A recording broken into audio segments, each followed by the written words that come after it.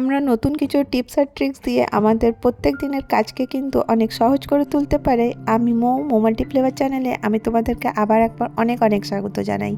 আজকে আবার আমি নতুন একটা টিপস ভিডিও নিয়ে চলে এসেছি। আজকে আমার প্রথম টিপস হলো, এই যখন আমরা অনেক চাল বাড়িতে এনে রাখি তো দেখবে চালের মধ্যে পোকা হয়ে যায়। তো সেই পোকা যাতে না হোক তার জন্য আমি তোমাদের সাথে একটা টিপস শেয়ার করছি। তো দেখো, আমি এখানে কারি পাতা নিয়ে নিয়েছি, বা কারি পাতা বা নিম পাতা তোমরা ইউজ করতে পারো। ওই কারি পাতা বা নিম পাতা একটু শুকিয়ে এই চালের মধ্যে দিয়ে রেখে দেবে, তো দেখবে চালে কখনো পোকা হবে না। তো এরপরে আমি আরেকটা টিপসে চলে যাব। তো প্রতিদিনের জন্য আমাদের দেখো ডাল অনেকটা দরকার হয়, কিন্তু এমন হয় যে প্রত্যেকটা ডাল কিন্তু ছোট পরিবারে লাগে না। যেমন আমার পরিবার খুব ছোট, তো আমি যখন ডাল নিয়ে আসি দেখবে কিছুটা ইউজ করলাম, তারপরে হয়তো কিছুটা ইউজ করলাম না, কিছুদিন পর কিন্তু তার মধ্যে পোকা লেগে যায়। তো তার জন্য আমি কি করব, দেখো আমি এইভাবে চেলে নিলাম ডালটাকে, দিয়ে একটা প্লেটে রেখে দিচ্ছি। আর পারলে কিন্তু রোদ লাগিয়ে নিলে সব থেকে ভালো হয়, যদি না হয় তাহলে ভেজিটেবল কুকিং অয়েল যেটা আছে সেটা 1 চামচ মতন আমি এর মধ্যে দিয়ে দেবো। তারপর এই যে মটরগুলো আছে, চানাগুলো, এগুলোকে ভালো করে লাগিয়ে দেবো। তো এর মধ্যে একটা তেলের কোটিং এসে যাবে। তো তারপর দেখবে কিন্তু এটা স্টোর করে রাখলে অনেক দিন পর্যন্ত এর মধ্যে কিন্তু কোনো পোকা আসবে না। আর আমাদের যে কাবলি চানা আছে ওটা কিন্তু অনেক দিন পর্যন্ত ঠিক থাকবে। এইভাবে এখানে গোটা মুগ আর রাজমা টাইপের আছে, এগুলো তো দেখো পোকা লেগে গিয়ে কিন্তু এগুলো খেয়ে নেয়। তখন এর মধ্যে কি করব, আরেকটা শর্টকাট উপায়, আমাদের প্রত্যেকের ঘরেই শুকনো লঙ্কা থাকে, শুকনো মরিচ এর মধ্যে দিয়ে রেখে দেবো। তো দেখবে এতে কিন্তু একটাও পোকা আসছে না, আর অনেক দিন পর্যন্ত ডাল কিন্তু ভালো থাকছে। তোমাদের কাছে যেটা সুবিধা হবে তোমরা কিন্তু ওটাই ইউজ করতে পারো। আর এই টিপসটা তোমাদেরকে কেমন লাগলো তোমরা জানিও। এবার দেখো নেক্সট টিপসে চলে আসি কলাই ডালকে নিয়ে। কলাই ডালও আমরা আনি, দেখবে তার মধ্যে পোকা লেগে যায়, সাদা সাদা হয়ে যায়। তো প্রথমে আনার সাথে সাথে ডালগুলোকে একটু কষ্ট করে চেলে নিতে হবে। চেলে নেওয়ার পরে পারলে রোদে দিলে কিন্তু খুবই ভালো। আর যদি রোদে না দেওয়া হয় তারপরে এর মধ্যে আমি দিয়ে দেবো লং। তো দেখবে আমি তোমাদের সাথে ডিফারেন্ট টাইপের ডাল স্টোর কীভাবে করতে পারি তোমাদেরকে শেয়ার করছি। তোমাদের যেমন সুবিধা হবে সেমনি কিন্তু করে নিতে পারো। এরপরে আমি এর মধ্যে 3-4টে লং কিন্তু এর মধ্যে দিয়ে দিলাম, দিয়ে এমনিভাবে স্টোর করে রেখে দেবো। এবার হলো চিনি। চিনি স্টোর করার জন্য কিন্তু আমরা এই টিপসটা ফলো করতে পারি। গরমকাল বা এই সব সময় দেখবে অনেক চিনিতে কি হয়, পিঁপড়ে এসে যায়। তো 4-5টা লং এইভাবে দিয়ে রেখে দাও, তো দেখবে চিনিতে কিন্তু একটাও পিঁপড়ে আসছে না। তো এই টিপসটা তোমরা ফলো করতে পারো। এবার আমি নেক্সট টিপসে চলে আসি এই মশলাকে নিয়ে। যখন আমরা মশলা আনি দেখবে কিছুদিন পর ওর মধ্যে ফাঙ্গাস লেগে যায়। 100% লঙ্কা পাউডার এইগুলোতে কিন্তু হয়েই থাকে। তো তার থেকে রক্ষা পাওয়ার জন্য আমি এখানে 1 চিমটা মতন লবণ দিয়ে দিচ্ছি। তোমরা দেখো এইভাবে এই মশলাটা যে মিক্স করে রেখে দেবে, দেখবে একটুও ফাঙ্গাস আসবে না। নেক্সট টিপসে চলে আসবো। আমি তোমাদেরকে দেখিয়ে দিই, একটা লেবু নিয়ে নিচ্ছি, তার আধা অংশই নিলাম। এটা কত কাজল তোমরা দেখেই বুঝতে পারবে। এখানে আমি লেবুটা আর এখানে নিয়ে নিচ্ছি কয়েকটা লং। যখন বাড়িতে মশার উপদ্রব অনেক বেশি থাকবে তখন এই 4-5টা লং এই লেবুর মধ্যে গেঁথে নেবে। গেঁথে নেবার পরে ফুল শুদ্ধ লং হওয়া উচিত, দিয়ে ঘরের কোনো কোনায় এটাকে দিয়ে রেখে দেবে। আর এটা যতদিন পর্যন্ত মানে তাজা থাকবে রাখবে, তারপরে কিন্তু এটা ফেলে দিতে হবে, কারণ ওটা আর কাজ করবে না।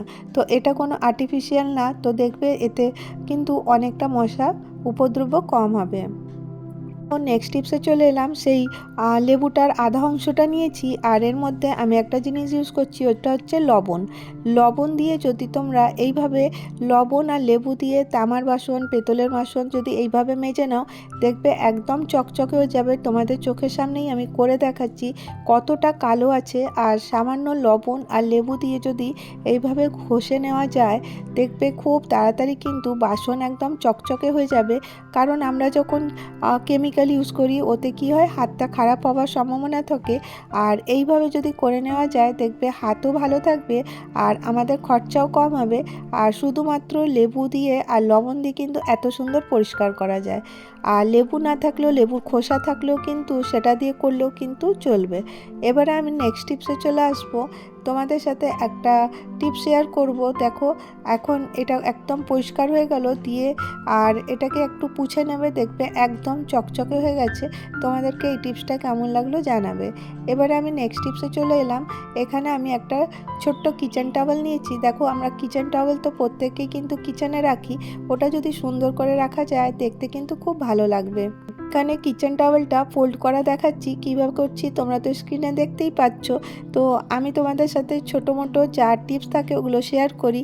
কোন টিপসটা তোমাদের বেশি কাজে লাগে তোমরা সেটাই ইউজ করো। আর যদি তোমাদেরকে আমার ভিডিওটা ভালো লাগছে তো একটা করে লাইক করে দিও।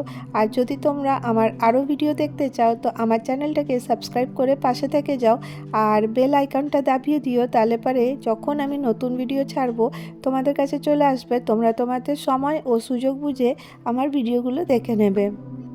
দেখো এইভাবে আমি টাওয়েলটা ফোল্ড করে দিলাম, দেখতেও কিন্তু খুব সুন্দর লাগছে। এটা যদি আমরা মানে কিচেনের কোনো কর্নারে রেখে দিই দেখবে দেখতে ভালো লাগবে। আর আমি তোমাদের সাথে দেখাই এটাকে আমি কিভাবে রাখছি। দেখো এটা এইভাবে ফেললেও কিন্তু আর খুলছে না।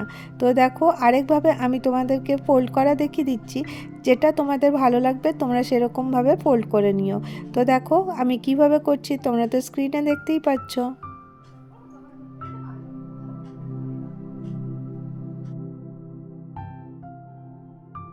দেখো খুব সহজভাবে ফোল্ড করে নিচ্ছি।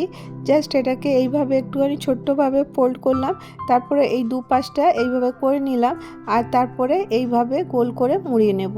তো দেখো এই পাশ থেকে নিয়ে এইভাবে করে নেব। আর কিভাবে করছি তোমরা তো স্ক্রিনে দেখতেই পাচ্ছ। আর প্রত্যেকটা জিনিস যদি সুন্দর করে গুছিয়ে রাখা যায় দেখতে কিন্তু খুব ভালো লাগে।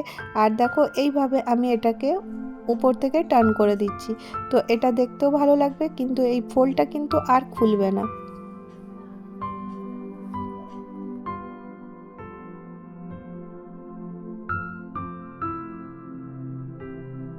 এরপরে দেখো আমি তোমাদের সাথে শেয়ার করি এই বাস্কেটটার মধ্যে আমি সুন্দর করে এটা সাজিয়ে রেখে দেবো। আর এখানে দেখো যে এমনি টাইপের বাস্কেট আমাদের প্রত্যেকেরই ঘরে থাকে, ওটা আমরা এইভাবে ইউজ করতে পারি। আর এই বাস্কেটের মধ্যে যদি একটা গ্রিনারি অ্যাড করা যায় দেখতে কিন্তু খুব সুন্দর লাগবে। তো দেখো এইভাবে আমার বাস্কেটটা রেডি করে নিলাম। নেক্সট টিপসে চলে যাই। কোল্ড কফি করলে কিন্তু কোল্ড কফিটা ফেনা হতে চায় না, তো তখন কি করব, এখানে আমি চিনি নিয়ে নিয়েছি আর এর মধ্যে এক স্যাশে কফি পাউডার দিয়ে দিলাম। আর এই দুটোকে একটু সামান্য এর মধ্যে জল দিয়ে দেবো, দিয়ে এটাকে খুব ভালো করে ফেটিয়ে নেব। তো দেখো এতে ফেটাতে কিন্তু খুব অসুবিধা হয়, এখানেই কিন্তু ফেটিয়ে নিতে হবে, তাহলে পরে কিন্তু এর ফেনাটা খুব ভালো হবে। তো ইউজ করতে পারো তোমরা হ্যান্ড বিটার, ওটা দিয়ে কিন্তু খুব তাড়াতাড়ি ফেনাটা হয়ে যাবে। তারপরে যখন আমরা কোল্ড কফি করব, দুধটা রেডি করার পরে এইভাবে দিয়ে দেবে, দেখবে কোল্ড কফির মধ্যে খুব ভালো ফেনা হয়েছে। আর তোমরা কিন্তু এটা কাউকে সার্ভ করতে পারো, দেখতেও কিন্তু খুব ভালো লাগবে। আজকে আমি তোমাদের সাথে এই কটা টিপস শেয়ার করলাম। যদি তোমাদেরকে ভিডিওটা ভালো লাগে তো একটা করে লাইক করে দিও। আর রিকোয়েস্ট থাকলো যে যদি ভালো লাগে তো চ্যানেলটাকে সাবস্ক্রাইব করে নিও।